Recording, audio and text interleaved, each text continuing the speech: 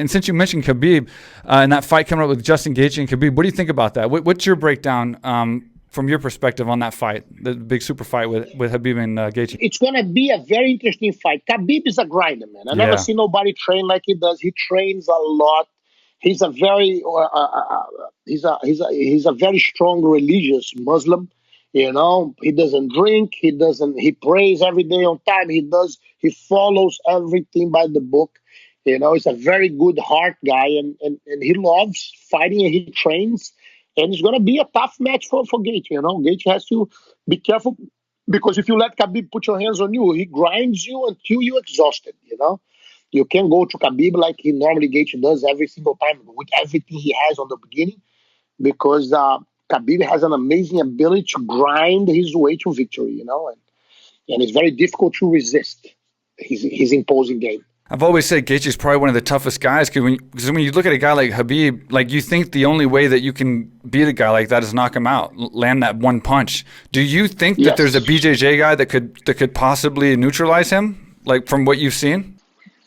It's very tough. In an MMA fight, Khabib that's why he's the champion. It's extremely tough to beat him. It's not easy. He trains a lot of jiu-jitsu too. Like, he trains every day jiu-jitsu a lot. Mm-hmm. You know, I had opportunity to train him here when his fight was in Brooklyn, so he stayed with us. You know, and he was actually coming here to stay with me for his last fight that got canceled, I think. You know, and amazing soul, very dedicated athlete.